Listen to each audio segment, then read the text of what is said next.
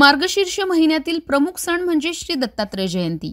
मार्गशीर्ष पौर्णिमेला ब्रह्मा, विष्णू आणि महेश यांचा अवतार असलेल्या भगवान दत्तात्रयांची जयंती साजरी केली जाते। त्या अनुषंगानेच साधारण 150 वर्षापूर्वी नाशिकमधील आत्ताच्या टिळकवाडी परिसरात नाशिकचे केसरकर महाराज पेशवे यांनी अष्टकोनी श्री दत्त मंदिर व दक्षिणमुखी श्री हनुमान मंदिर देवस्थानची निर्मिती केली।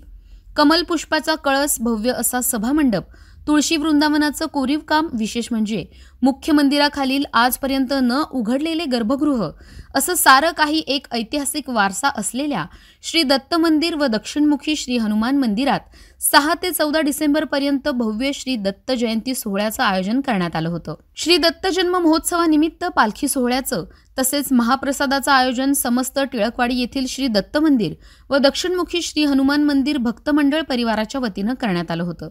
भाविक भक्तांचं श्रद्धास्थान असलेल्या अतिप्राचीन या मंदिराला पालखी सोहळ्याची परंपरा आहे। सर्व भक्त मंडळाच्या सहकार्यानं हा उत्सव सोहळा साजरा करत असल्याचं या श्री दत्त मंदिर व दक्षिणमुखी हनुमान मंदिर मंडळाचे विश्वस्त धनंजय बेळे यांनी यावेळी सांगितलं। अशा असलेला दत्त मंदिर आणि दक्षिणमुखी हनुमान मंदिर हा टिळकवाडीमधल्या सर्व भाविकांच्या, सर्व नागरिकांचं अतिशय श्रद्धेचं स्थान आहे आणि गेल्या अनेक वर्षापासून ही परंपरा इथली पालखीची आणि उत्सवाची वर्षानुवर्षापासून सुरू आहे।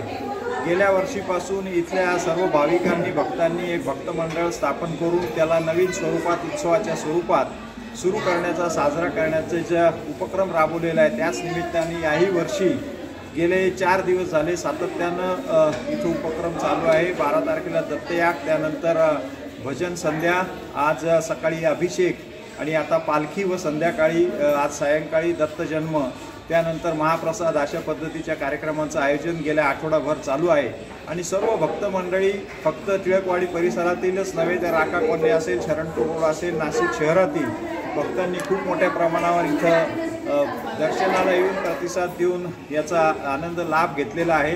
भविष्यातही वर्षभर जे कार्यक्रम चालू असतात त्यामध्ये सुद्धा नाशिककर सर्व भक्त मंडळांनी, दत्त भक्त मंडळांनी, दक्षिणमुखी हनुमान मंडळांनी यावं आणि या दर्शनाचा लाभ घ्यावा असं आवाहन मी इथल्या दत्त भक्त मंडळाच्या वतीने आपणा सर्व नाशिककरांना करत आहे। अतिप्राचीन अशा या मंदिरातील पालखी सोहळ्यात सर्वांनी सहभागी व्हावं असं आवाहन श्री दत्त मंदिर व दक्षिणमुखी श्री हनुमान मंदिर मंडळाच्या विश्वस्त प्रेरणा बेळे यांनी यावेळी आवाहन केलं। मधील असणारं ऐतिहासिक असं श्री दत्त मंदिर आणि श्री दक्षिणमुखी हनुमान मंदिर हे आज इथे दत्त जयंती उत्सव हा अतिशय उत्साहामध्ये पार पडत आहे। दरवर्षीप्रमाणे हा उत्सव अतिशय उत्साहातच साजरा होत आहे आणि आज विशिष्ट वैशिष्ट्य म्हणजे आज इथून दत्तांची पालखी काढणार आहे। त्याच्या दत्तांच्या पादुका आहेत आणि त्या पादुकांची पालखी काढून सगळ्यांना इथे आजूबाजूच्या टिळकवासियांना त्याचा दर्शनाचा लाभ देण्यात येणार असून सर्वांनी संध्याकाळी 6 वाजता दत्त जयंती निमित्त, दत्त जन्मानिमित्त इथे उपस्थित राहावे टिळकवाडीच्या दत्त मंदिरात, ही मी आमच्या सर्व टिळकवाडी वासियांतर्फे आपणाला विनंती करते। पालखी मार्गावर सडा रांगोळी, सर्वत्र भगव्या पताका, विद्युत रोषणाई अशा मोठ्या भक्तिभावानं सायंकाळी ढोल ताशांच्या गजरात तसेच फटाक्यांच्या आतिषबाजीत परिसरातील भक्त मंडळाच्या लहान सहान बाल गोपाळांसह परिवारातील सर्व सदस्य या पालखी सोहळ्यात सहभागी झाले होते। तर या पालखी मिरवणुकीत विविध ठिकाणी मोठ्या भक्तिभावानं पालखीचं औक्षण पूजन करून स्वागत केलं। संपूर्ण टिळकवाडी परिसरातून काढण्यात आलेल्या या पालखी मिरवणुकीचा समारोप श्री दत्त मंदिर व दक्षिणमुखी श्री हनुमान मंदिरात करण्यात आला। या श्री दत्त जन्म सोहळ्यानिमित्त सायंकाळी महाप्रसादाचं वाटप करण्यात आलं।